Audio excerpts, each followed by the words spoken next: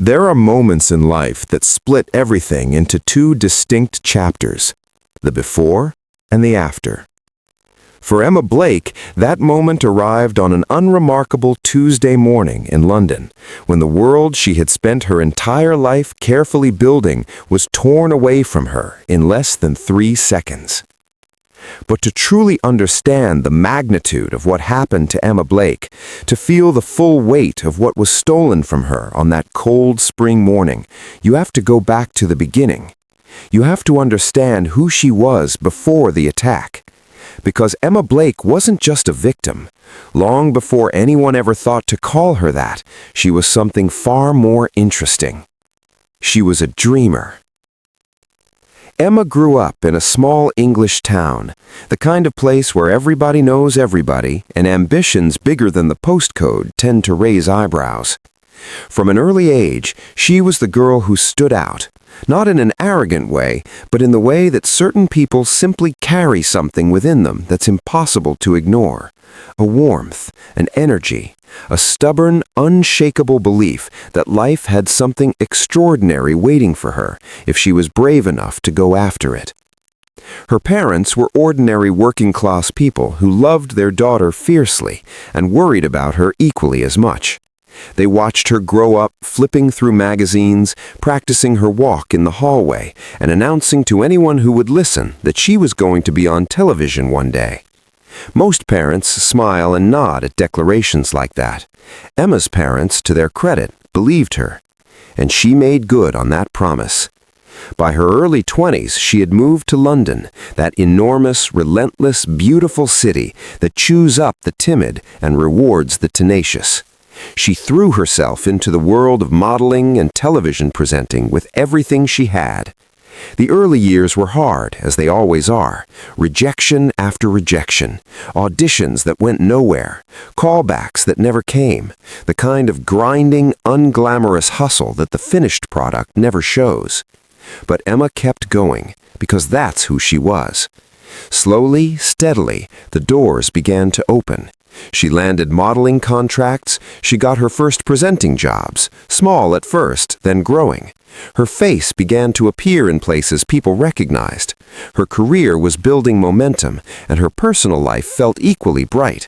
She had friends who adored her, a city she had made her own, and a future that felt like it was finally, genuinely taking shape. She was, by every possible measure, a young woman on the verge of everything. Then Ryan Carter walked through the door. There is a particular kind of danger that doesn't announce itself. It doesn't arrive looking menacing or broken or obviously wrong. It arrives looking exactly like what you'd been hoping for, polished, confident, and completely disarming. That was Ryan Carter. Emma met Ryan through mutual acquaintances at a social gathering in London. He was charming in that effortless way that makes a room gravitates toward a person. The kind of man who seemed comfortable everywhere, who laughed easily and listened attentively, and made you feel, when he turned his focus on you, like you were the most interesting person he had ever encountered. Emma was drawn to him. Most people were. What she could not have known, what nothing in her life had prepared her to recognize, was that the charm was a performance. Behind it lived something she had never encountered before, something cold, calculating, and frighteningly possessive.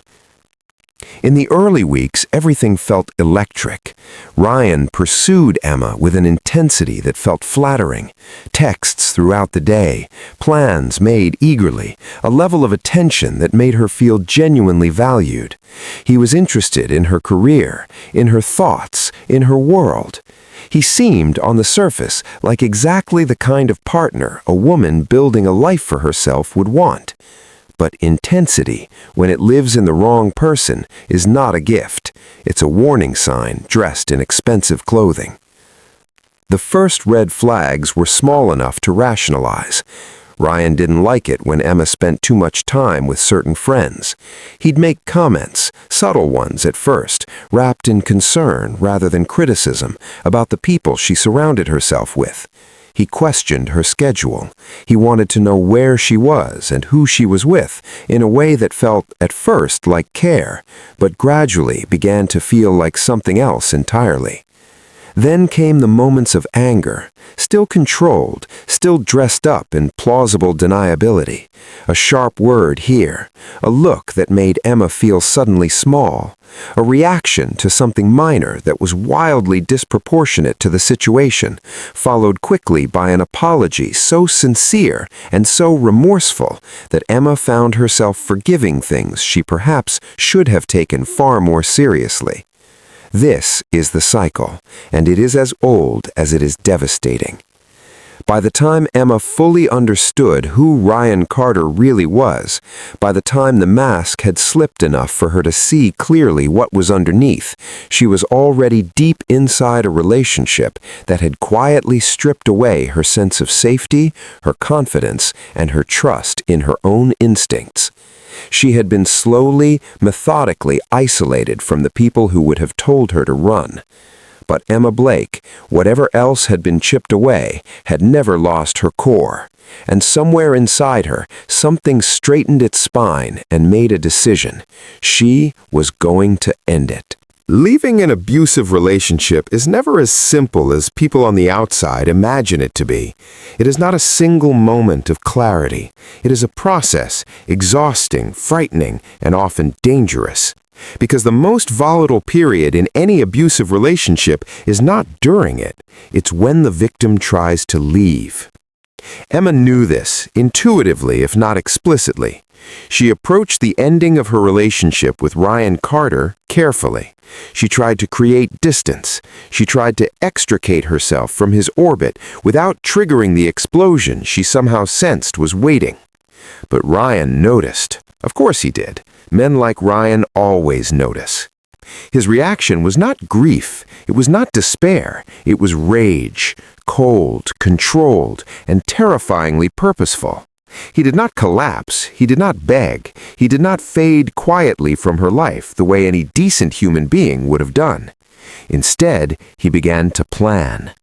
What happened next reveals the full depth of Ryan Carter's depravity in a way that is genuinely difficult to process. He didn't just struggle to accept the breakup. He didn't just make Emma's life difficult in the ways controlling ex-partners typically do, the phone calls, the showing up uninvited, the manipulation campaigns. He decided that if he couldn't have her the way he wanted her, he would make sure nobody else ever wanted her either. He found a man named Marcus Webb, and he paid him to destroy Emma Blake's face. The weapon was sulfuric acid, chosen deliberately, chosen because of what it does, not quickly and mercifully, but slowly and catastrophically. Because sulfuric acid doesn't just burn, it dissolves. It strips away skin and tissue with a ferocity that the human body has no defense against.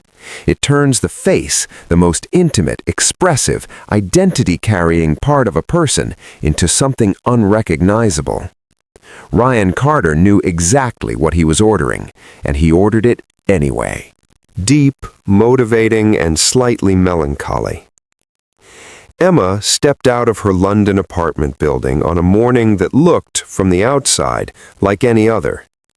The sky was the kind of pale, overcast gray that London does so well in spring. Not dramatically stormy, just quietly gray. The kind of morning you barely notice. The kind of morning you pass through on the way to somewhere else, already thinking about your first meeting, or your coffee, or the phone call you need to return. She had no reason to be afraid. She had no reason to scan the street with the hypervigilance that people develop only after something terrible has already happened. She was just a young woman leaving her apartment building. That's all. Marcus Webb was waiting.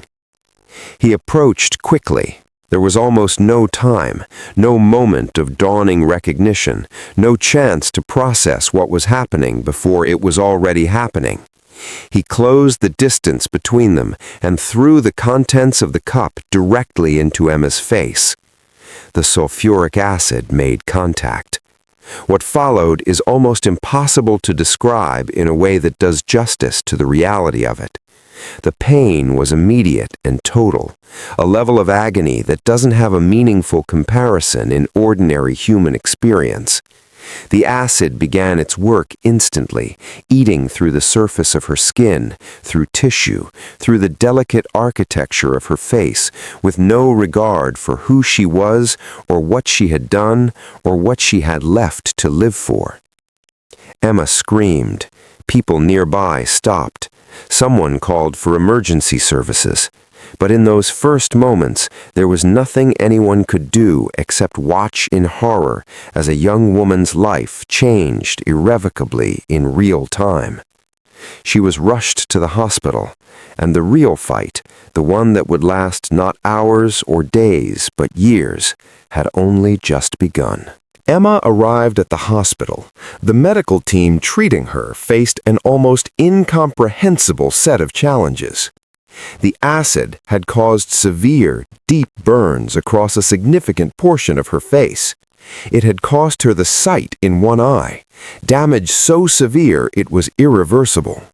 It had run down into her throat, causing catastrophic damage to her esophagus that would make the simple, unconscious act of swallowing, something the rest of us do thousands of times a day without a single thought, an agonizing ordeal. The physical damage was extensive enough that doctors were faced not with a straightforward path to recovery, but with a long, complex sequence of decisions about how to keep this young woman alive, functional, and as whole as possible given the enormity of what had been done to her. The surgeries began almost immediately, and they did not stop for years. Over the course of her recovery, Emma underwent more than 40 separate surgical procedures. Let that number sit for a moment. 40. Not one dramatic surgery followed by healing. 40 separate times she was placed under general anesthesia, her body opened and worked on and closed again, each procedure carrying its own risks, its own recovery period, its own physical and psychological toll. Skin grafts were taken from other parts of her body to try to rebuild what the acid had destroyed. The grafts were painful in their harvesting and imperfect in their results. Skin transplanted from one part of the body to another never looks or feels quite the same as the skin it's replacing. And the human face, with all of its intricate expressiveness and complexity, is one of the hardest things in medicine to reconstruct. But perhaps the most surreal part of Emma's daily existence during this period was the surgical compression mask she was required to wear for up to 23 hours a day. The mask was not cosmetic. It was a medical necessity, designed to apply constant, even pressure to the scar tissue forming across her face in order to reshape it as it healed, to prevent it from contracting in ways that would permanently restrict her movement and expression. The mask covered almost her entire face. It was rigid, uncomfortable, and utterly dehumanizing in the way it stripped away the most fundamental means by which human beings present themselves to the world. Emma could not go to the grocery store without it. She could not sit in a cafe without people staring. She could not catch a glimpse of herself in a shop window without confronting, again, the full reality of what had been done to her. She wore it anyway, every single day, because Emma Blake had decided in those early devastating weeks that she was going to survive this, not just physically, completely. But survival, she was learning, was not the same as living, and the psychological wounds, invisible to doctors, unaddressable by surgery, were in some ways even more complex than the physical ones. There is a particular kind of grief that comes not from losing someone you love, but from losing yourself, from looking in the mirror and not recognizing the face looking back, from reaching for the identity you spent your whole life building and finding it's no longer where you left it. That was Emma's reality in the months following the attack. She had been a model, Appearance had been professionally and personally a significant part of how she moved through the world, not out of vanity, but simply because it was her career, her craft, the arena she had worked so hard to establish herself in. And now, through no fault of her own, through an act of violence so cowardly it defies comprehension, that world had been violently closed to her. But the grief went far deeper than career loss. It went to the core of identity. Emma had to look at herself every day in a face she didn't fully recognize, carrying the visible evidence of someone else's hatred on her own skin. She had to find a way to continue being Emma Blake when the face that had always been part of Emma Blake was gone. The psychological impact of surviving an acid attack is, according to mental health professionals, some of the most complex trauma a human being can experience. It combines the acute trauma of a violent assault with the ongoing, daily, inescapable reminder of that assault that comes from looking in the mirror. It combines physical pain and disfigurement with the social reality of living in a world where people react to your appearance in ways that range from uncomfortable to crushing. Emma experienced all of it. The nightmares, the hypervigilance, the moments of absolute bottomless despair, where the distance between where she was and where she wanted to be felt so vast it didn't seem crossable. There were days she didn't want to go outside, days the weight of being seen, of being looked at, stared at, reacted to, felt simply too heavy to lift. Days the mirror in her bathroom was the most terrifying thing in her world. There were days she didn't know if she could keep going. And then, somehow, she found a reason to. While Emma was fighting for her life and her sense of self, the criminal justice system was doing what it could to fight on her behalf. Ryan Carter and Marcus Webb were arrested, charged, and brought to trial. The evidence against them was overwhelming. Painstaking police work had constructed a clear, damning picture of a premeditated, coordinated attack on an innocent woman. There was no ambiguity. There was no room for reasonable doubt. Both men were convicted. Marcus Webb, who had carried out the physical attack, was convicted of grievous bodily harm with intent and sentenced to prison. Ryan Carter, who had conceived of the plan, funded it, and directed it, was convicted of the same charge along with additional counts related to his orchestration of the assault. His sentence reflected the particular horror of what he had done, not just the attack itself, but the deliberate, calculating cruelty of planning it. The verdict, when it came, was covered extensively by the British media. People across the country who had followed Emma's story watched the outcome with a mixture of relief and outrage. Relief that the men responsible had been held accountable. Outrage that any sentencing could feel truly proportionate to what they had done. For Emma, the verdict was necessary, important, a form of acknowledgement by the world that what had been done to her was real, was wrong, and had consequences. But it was not closure. It could never be closure, because no verdict, no matter how just, can give back what was taken. No prison sentence restores sight to a damaged eye. No conviction reverses 40 surgeries or unknots years of trauma.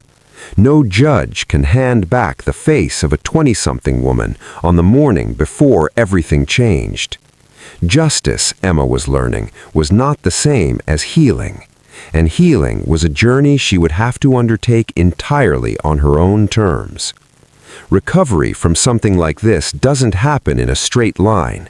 It doesn't follow a schedule or a plan. It doesn't respect the timetable you set for yourself or the expectations of the people around you. It happens in fragments, small victories surrounded by setbacks, moments of genuine progress interrupted by days of going completely backward. Emma's recovery was exactly like this. There were surgeries that went well and gave her back something she thought she had lost forever. There were surgeries that didn't and left her having to recalibrate her expectations all over again. There were days she felt genuinely strong, days she caught herself laughing or getting excited about something, or feeling a flicker of the old Emma Blake, and days the weight of everything she was carrying pressed down so hard she could barely get out of bed. She had to learn in a very literal sense how to be in the world again, how to go outside, how to handle the stairs, and there were always stairs, how to navigate the social reality of being visibly different in a society that is deeply uncomfortable with difference, particularly when that difference involves the face. She had to rebuild her relationship with her own reflection, one of the most psychologically complex challenges a human being can face. The face in the mirror was not the face she had grown up with. It was a face that carried the history of something terrible. Learning to look at it with something other than grief, learning to look at it eventually with acceptance and even pride, was perhaps the most difficult interior journey of her entire recovery. But Emma did it. Piece by piece, day by day, surgery by surgery, she did it. And somewhere in the middle of all that pain and rebuilding, something remarkable happened. She found her purpose. There is a particular kind of strength that can only be forged in the most extreme circumstances, the kind that doesn't come from an easy life or a smooth road, the kind that is made, slowly and painfully, in the furnace of genuine suffering. Emma Blake had that kind of strength now, and she was not going to let it go to waste. She began to speak publicly about what had happened to her, and this in itself was an act of extraordinary courage, because speaking publicly meant showing her face. It meant stepping back in front of cameras that had once filmed her as a model and presenter, and now filmed her as a survivor. It meant inviting the world's gaze onto the very thing she had spent months trying to shield from it. She established a foundation dedicated to supporting acid attack survivors, providing resources, advocacy, and crucially, community. Because one of the things Emma had discovered in her own recovery was how profoundly isolating surviving something like this can be. How alone a person can feel in the particular combination of physical and psychological challenges that comes with it. She wanted to make sure that other survivors had somewhere to turn, someone who understood. Today, Emma Blake is not defined by what was done to her on that morning in London. She is defined by everything she did afterward.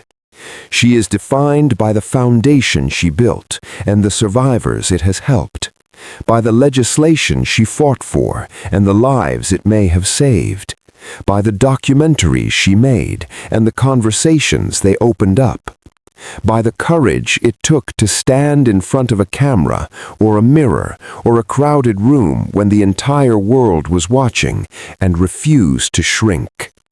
She is defined by the 40 surgeries she survived and the thousands of days she got up anyway, by the nights that were too dark to see through and the mornings she found her way into despite everything, by the face she learned, slowly and painfully and on her own terms, to look at without flinching. She is defined not by her scars, but by what she built on top of them.